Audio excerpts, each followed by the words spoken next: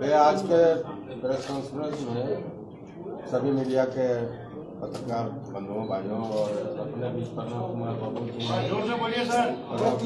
थोड़ा सर्दी खांसी से थोड़ा सा है तक गर्मी है सर। और अपने बीच श्री राजीव रंजन जी, विकास जी और अपने बीच डॉक्टर रुद्रनारायण महतो जी, संजय जी और आप सभी पत्रकार भाइयों सबको शुभ अवसर पर सभी को जोहार, नमस्कार।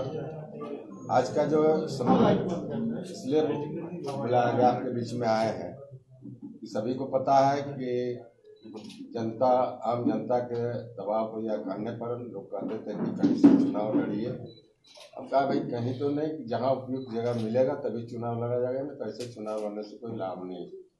तो भीतर 6 महीना से बात होता था कि बीच में हमारे यहाँ कांग्रेस वाला आए, आप इधर उधर मत जाइए, हम लोग कांग्रेस में बात करते हैं।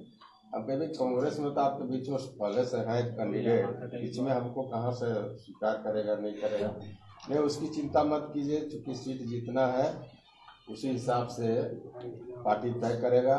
तब 6 महीना से लोग बातचीत करते रहे, हम किसी के यहाँ नहीं करते, बातचीत करते हैं। हमकी जब अंतिम आप समझ में आ जाएगा कि हमको ज्वाइन करना है, और चुनाव ज्वाइन करने का मतलब हम किसी का झंडा ढोने के लिए तो नहीं जाएंगे, हम तो जाएंगे जगह मिलेगा चुनाव लड़ने के लिए। यही थी स्थिति, सभी लोग इस बात को जानते हैं। फिर उसी में दिल्ली बुलाया गया और हमको पूछा गया, बायोडाटा मांगा, बायोडाटा दिए। मीर साहब जो प्रभारी हैं उन्होंने कहा कि आपका फीडबैक हमको 2-3 महीना से मिल रहा है, कहीं कोई दिक्कत नहीं है। फिर जो क्राइटेरिया है राहुल जी का, जिसकी जितनी आबादी उसकी उतनी भागीदारी, तो उसके बाद कुछ बचता नहीं है। और कहीं कि इस तरह से हर तरह से आप फिट हैं, आप कल आकर के ज्वाइन कर लीजिए। तो हम तो ज्वाइन कर लिए। रविंद्र पांडे जी थे, रविंद्र पांडे थे तो धनबाद में बहुत भीड़ थी, इसीलिए उनको कहा कि एक आदमी और आ जाएगा तो और संख्या बढ़ जाएगा, इसलिए उनको ज्वाइन नहीं करवाया। तो ज्वाइन करवाया गया, उसमें मीडिया के लोग, दिल्ली के लोग भी काफ़ी सहयोग किया, बातचीत किया। और फिर ज्वाइन जब करवाया गया तो सभी लोग आश्वस्त हो गए। आपसे मीडिया से लेकर के इस झारखंड में जितने लोग हैं, झारखंड मतलब अपने लोकसभा क्षेत्र में, इसके बाहर भी लोगों को बड़ा प्रसन्नता हुई। और ऐसा माहौल, हम चुनाव बहुत लड़े मगर ऐसा माहौल नहीं देखे थे। हर वर्ग, हर समाज, हर तरह के लोग, चाहे ऑफिशियल हो, नॉन ऑफिशियल हो, चाहे मीडिया के लोग हैं, सभी लोगों को एक भरोसा जगा था कि उचित आदमी मिला है, ऐसा विश्वास था। और जिस दिन हम ज्वाइन किए उसी दिन गांव में बहुत जगह फटाका बम फोड़ दिया। वो लोग सोचा कि ज्वाइन किए मतलब टिकट मिल गया।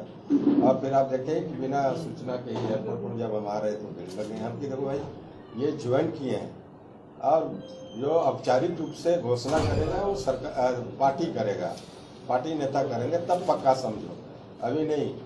तो भी लोगों को विश्वास था, सारे लोगों को विश्वास था कि नहीं, इतना दिन रहा। फिर 15 दिन तक तो ऐसे ही 15-20 दिन तक लटकाए रहे।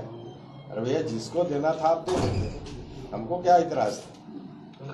तो वो न करके ज़्यादा दिन लटकाए रहे।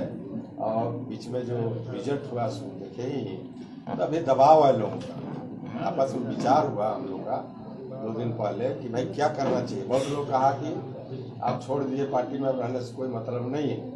तो हम कहा कि नहीं, अकेले मन से तो हम नहीं छोड़ेंगे, सारे लोगों को बुला के अपने जो समर्थक हैं उसके बीच में बात होगी, सबका राय बनेगा, वही करेंगे। तो फिर सारे लोग आए, एक स्वर से सारे लोग कहा कि नहीं, जब पार्टी ने ऐसा नियत किया है तो वहाँ रहने से कोई जरूरत नहीं। तब फिर हमने वहाँ घोषणा सभी लोगों ने पारित किया। उसी संदर्भ में, क्योंकि वहाँ भी इसी तरह का प्रेस के बीच में ही हम कोई सदस्यता नहीं लिए थे, प्रेस के बीच में ही ज्वाइन किए थे, इसलिए मतलब प्रेस कॉन्फ्रेंस करके ही हम पार्टी से हट जाएंगे। तो आज आप लोग के सामने ये घोषणा कर रहे हैं कि कांग्रेस में गए थे तो कांग्रेस से वापस लेते हैं और कांग्रेस छोड़ते हैं, ये घोषणा हम आपके बीच में करने आए हैं।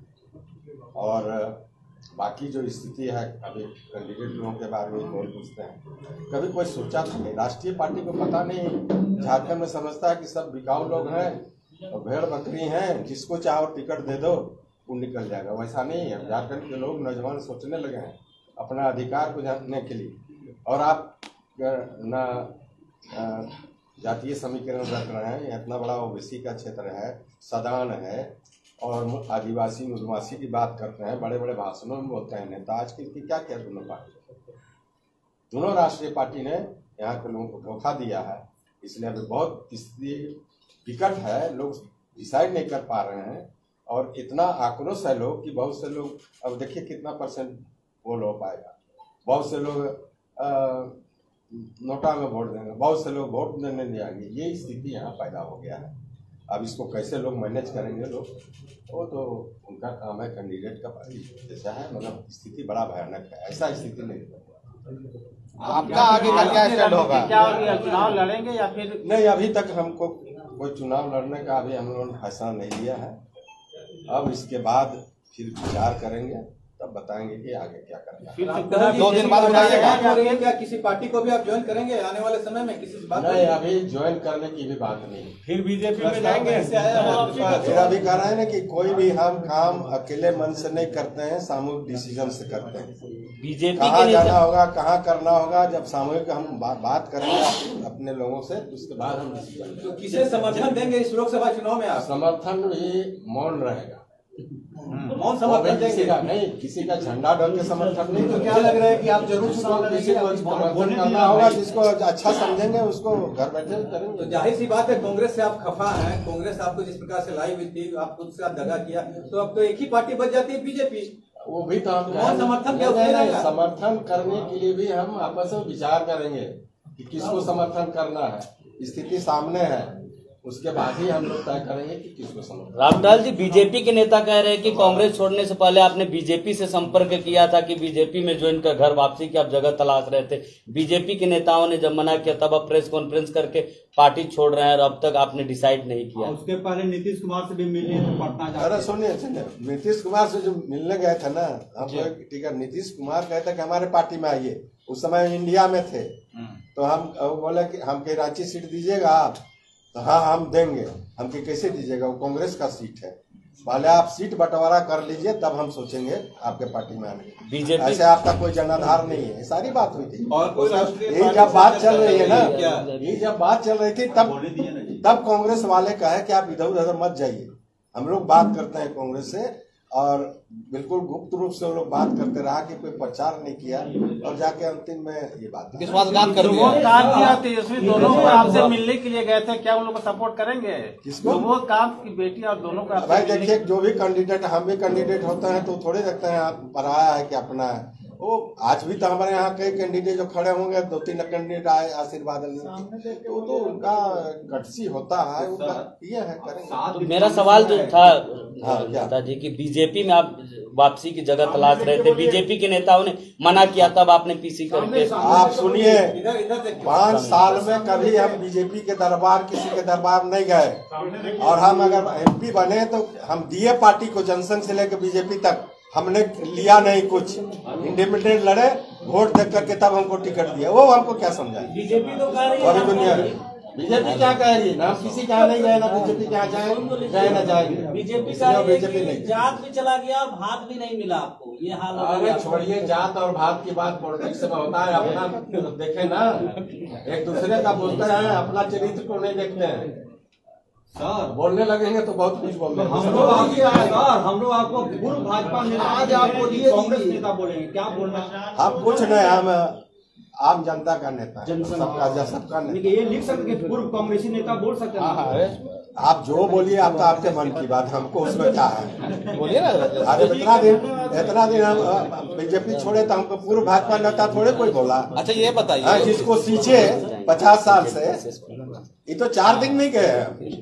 झारखंड की एक पार्टी बनी है जेबी केसेस, क्या आप उसमें जाएंगे? उसका समझ, उससे आप कैंडिडेट देखिए, अब ये कहे कि किसी बात पर अभी नहीं कहेंगे, क्योंकि इस पर हम तो कहा कि हम डिसीजन लेते हैं सामूहिक, और सामूहिक जो विचार बनेगा फिर आपके साथ बैठेंगे। मतलब एक बार विचार हाँ, बिना विचार का नहीं। रामचंद्र जी, रांची में जो उम्मीदवार बनी है कांग्रेस का, क्या लगता है फाइट टूट हो जाएगा बढ़िया?